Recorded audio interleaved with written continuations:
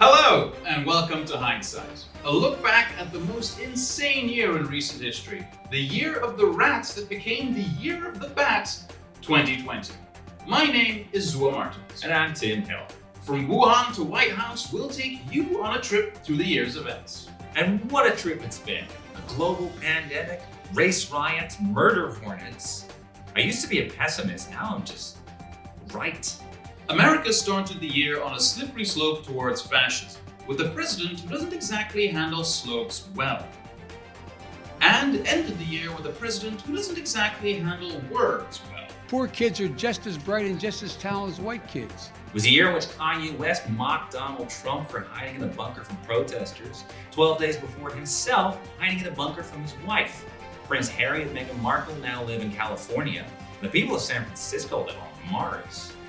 When Mother Nature most needed our help, this year the world got together and donated billions of dollars to the Amazon company. The forest is still up. This is Hindsight.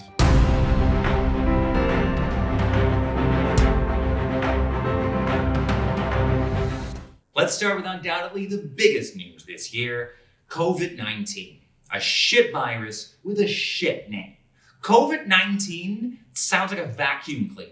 COVID-19 sounds like an Elon Musk baby name. COVID-19 sounds like it should be on tour with Sum 41 and Blink 182. It's a disease that, frankly, we should have seen coming at the close of 2019. We should have known that the year that gave us Game of Thrones Season 8 and the last Star Wars movie was going to have a terrible ending. 2020, however, was more like the movie Jurassic World: Fallen Kingdom, a global event no one asked for, featuring people going out of their way to save a bunch of dinosaurs, even though they're consistently the most destructive force in their worlds. If you can think of a better metaphor for baby boomers in 2020, I'd like to know what it is. All around the world, authorities and businesses rushed to introduce social distancing measures, from the playful to the this. Ugh. It's like they tried so hard to be inclusive, they accidentally reintroduced apartheid. Look, obviously it's good that we have all these protocols that stop the spread of COVID, but there's a lot of them where I think, I don't know if this works, like coughing in the elbows. I had a whole discussion with the guy and he was like, yes, we cough in our elbows because that stops the spread, because we don't use our hands. I'm like, I don't know if that works. He's like, yes it does, look. See?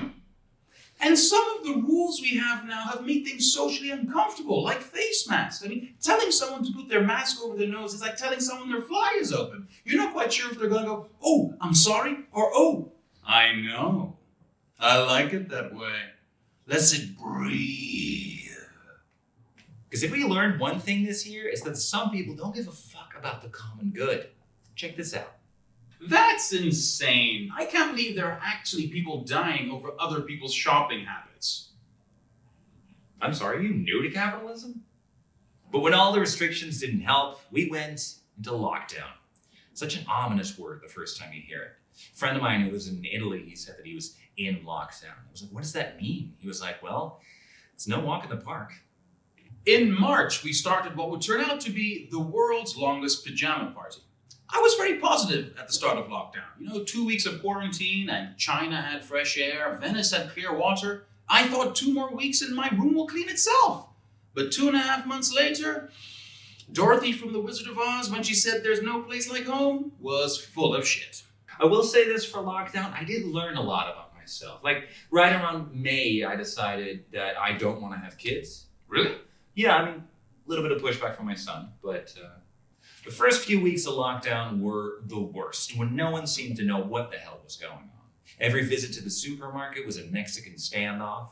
It was a unique experience. Any other year, if you find yourself locked inside your house, bathing your groceries and singing happy birthday to your hands, that's not a lockdown, that's a breakdown. Same here. After 2 months, I felt like the walls were closing in. Turns out, it was the other way around. I was fattening the curve. I missed the gym. You have to understand, to me, the gym is my church, as in I go there once a week and I drink wine. You know what I missed was money. As a comedian, I saw my income pretty much dry up overnight. By April, I had to call up my mom and go like, Mom, I'm freaking out. I don't know if I can pay my rent this month. She was like, oh, honey, where there's a will, there's a way. And I was like, yeah, not really what I was hoping for. But you're right. I am in your will. We'll call that Plan B.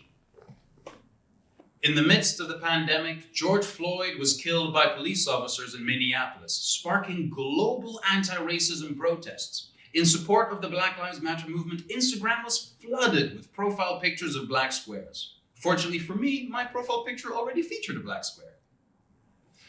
I don't want to spend too much time on this because the community has and will speak for itself, but if you're still not quite sure what racism is like, it's very much like COVID-19.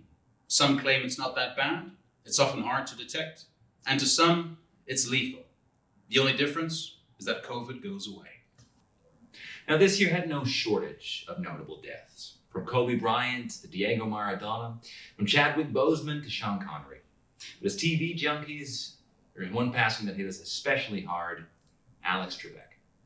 For 37 years, he hosted the game show Jeopardy!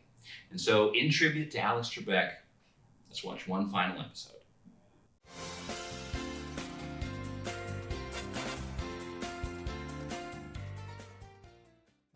Welcome back to Jeopardy! Zua, you're in control of the board. Take it away. I'll take viral for 200, please. In the year 2020, this is what we call greeting a friend with 3 kisses. What are public displays of infection? Correct. Viral for 400, please. This method of clearing a supermarket aisle involves faking a coughing fit. What is anti-social distancing? Correct. Religion for 400, please. This world religion recently expanded its tolerance of gay relationships to include consensual ones. What is the Catholic Church? Correct. Viral 800. This conspiracy theory, which massively gained in popularity this year, holds that Tom Hanks eats children and Oprah Winfrey is a pedophile. QAnon. Oh, I'm sorry. I'm afraid your answer must be in the form of a question. What the hell is wrong with QAnon? Correct. And we don't know. Politics 800, please. This Dutch political party grew out of the premise the PVV, but for people who finished high school. What is Forum voor Democratie? Correct. Business 400, please. This Amazon CEO became the richest person in history this year when his personal wealth grew by $48 billion in a time when globally 120 million people were brought to the brink of starvation.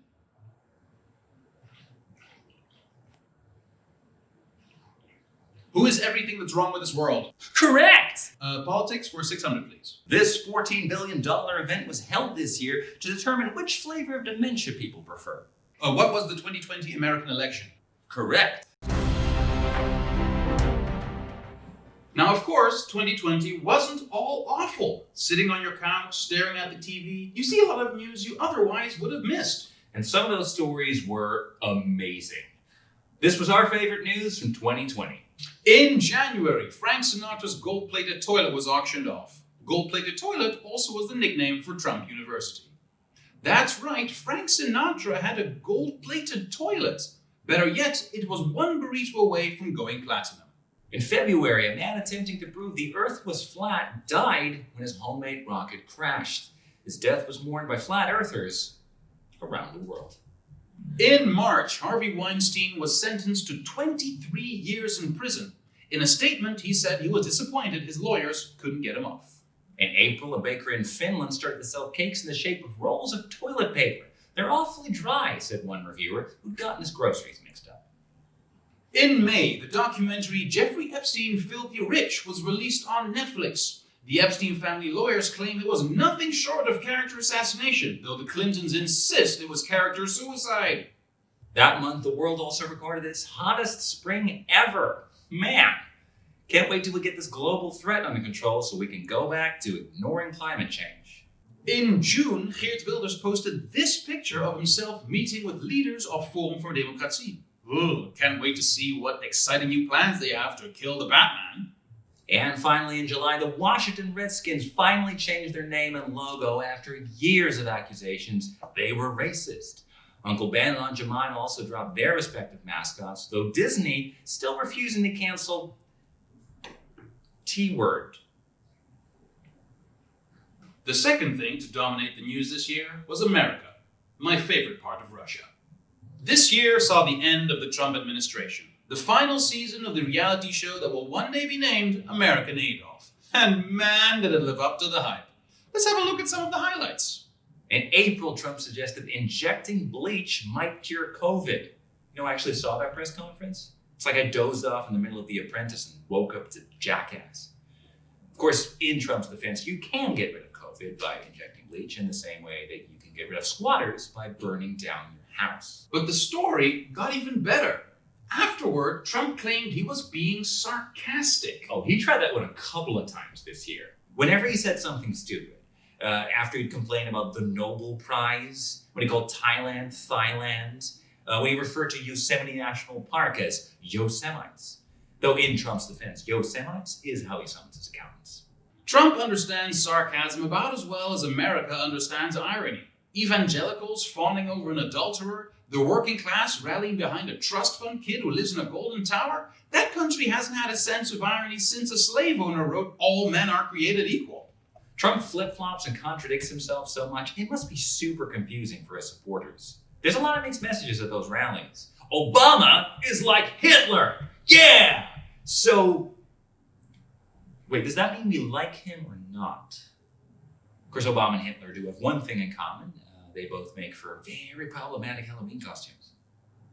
Then in June, Dr. Trump told officials to stop testing for coronavirus because, quote, "If we stop testing, there'll be fewer cases." Ah, yes, the age-old question. If an old person dies in the forest and there's no one there to hear, does it affect my approval rating?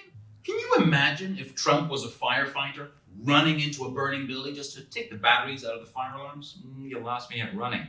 In October, after receiving treatment for the coronavirus to the tune of $500,000 worth of taxpayer money, Trump said, "Don't be afraid of COVID. Don't let it dominate your life." Showed about as much empathy as his daughter did in July when she told 20 million unemployed Americans, find something new. Still better than our original pitch of let them eat cake. Ivanka, don't forget what Marie Antoinette taught us. You gotta quit when you're ahead. For months, officials tried to get Trump to take the virus seriously. When, if they really wanted him to see Corona as a threat, all they had to do was change the spelling. Corona might not have killed Trump, it at least killed his presidency, though it was spooky for a while. Polls had predicted it was going to be a slam dunk for Joe Biden, but in the end, it was more like a game of cricket. It dragged on for days and the scoring made no sense. In the end, it took until Saturday before they confirmed Melania Trump's divorce. I spent days looking at that little map on Google. I haven't been that happy to see something turn blue since Joffrey died. But not only did he lose, he kept losing. Because ever since November 3rd, he tried to pull what essentially was a half-assed coup. Sure, he's bad at fascism, but at least his heart's in the far-right place. But judges weren't having it. They threw out his cases faster than a black family from a Trump property. You know what I'm going to miss most about Donald Trump? It's smart people bending over backwards to rephrase the word stupid. You get sentences like, given Trump's volatility, incuriosity, and severely limited attention span, his decisions aren't significantly influenced by reflection or analytical reasoning. Wow! You used 20 words where 2 would have done. He dumb. Why are you being so nice to him? It's like you're talking to the parents of the slow kid in your class. Oh, no, I'm not saying that Donnie's unintelligent. I'm just, given his volatility and curiosity to be limited his attention span, his decisions aren't significantly influenced by reflection and analytical reasoning. But you should see him color. Donnie, I guess there's just one thing left to say. You're fired. You're fired. You're fired. You're fired. You're fired. Loser. All right, gentlemen, with the corona rules in place, we need to make sure we don't air music that might encourage people to break quarantine. Your job is to flag any lyrics that may be problematic. Got it. We're good to go. I wanna hold your hand. Nope. Cut that one. Got to be free. Come together. No. No. Let's just skip everything by the Beatles. Like, they don't exactly set the right example. Wait, how so? Well, they all live in a yellow submarine. It's very poor ventilation. Your face in a crowded place. Oh! Definitely not. If you absolutely must be in a crowded place, at least cover your face. No.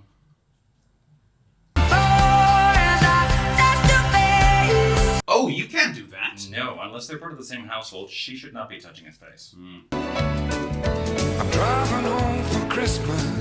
Driving to your parents' funeral, you mean? No way. Your Aunt Faith has asthma, you monster. Also, it's well after Christmas. If you're still driving, you've taken a wrong turn, my friend. Reach out, touch space. What did I just say? She has asthma and diabetes. Some people. Never made it as a wise man. Nope. What, why? Because it's Nickelback. Yeah, that's fair, actually. So you think you can stop me and spit my eye? Absolutely not. Yeah, no. The transmission can occur through contact with any mucous membranes. That includes the eyes, so...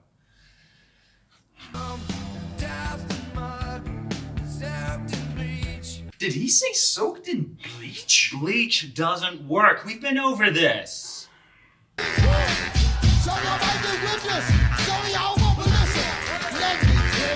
No. No. Turn it off! Jesus! Me damn sure the pilot washed his hands. Yes. Finally. All right. So let's just play Sympathy for the Devil on a loop then. The hell with it. The second part of 2020 was no less crazy than the first.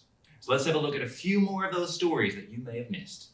In September, a 7-year-old boy in Pennsylvania set a new record by bouncing on his pogo stick 2,000 times. Of course, because it is Pennsylvania, the Trump campaign is demanding a recount. 2,000 times, huh? Man, the things we do when we haven't quite figured out masturbation. As Freud once said, close, but no cigar. In September, a company in Taiwan started offering people who miss air travel flights to nowhere. People check in, go to the gates, they board, and get off without actually going anywhere. It's the travel equivalent of a lap dance. I assume the operation's run by Bing since they specialize in things that will never take off. Also in September, a researcher in Canada stated that people should wear a face mask during sex. Said his wife, "If you've got something to say it, Harold." In October, German researchers recorded the shortest unit of time ever measured. Dude, I can't believe those researchers watched you have sex. Nah, they just interviewed your mom. In November, a group of criminals from the UK stole £5 million worth of Apple products. So 2 sets of AirPods and a charger. Later that month, Japanese health officials discovered 164 dogs crammed into a tiny house. It seems inhumane, but compressing regular dogs is how you make pugs. Also in November, director Spike Lee announced that he's working on a musical about Viagra. Let me get this straight. Is the working title. And finally, a professor in the Netherlands stated that lockdown helped improve a long-held theory, namely that traffic jams decrease when there's less traffic. It was the subject of his PhD. Duh.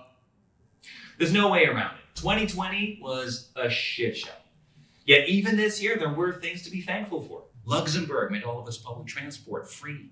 The Falkland Islands are now completely cleared of landmines. The Dutch far-right party Forum for Democracy publicly tore itself apart over whether or not racism's bad. There's rumors Vladimir Putin might be resigning next year. The Pope said LGBTQ people should be able to enter in a civil union, which means the Vatican has finally decided to join us in the 1990s. Any day now, he's going to give his blessing to the Tamagotchi. 2020 also saw no large-scale terrorist attacks. It's like after years of trying to Islamize the West, the global jihad saw women cover their faces and we're like, you know what? Yeah, close enough. SpaceX announced it could send the first manned flight to Mars within the next 4 years. Think about that. Humanity has always dreamed of going to other planets, but it took 2020 to properly motivate us. Breakdancing is now an Olympic sport, meaning it won't be long before we see this.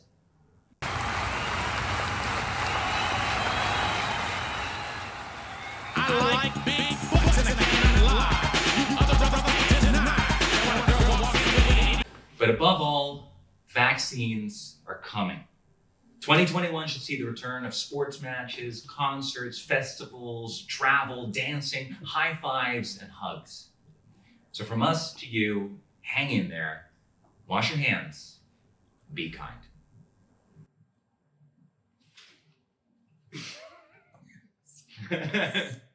We happy with that?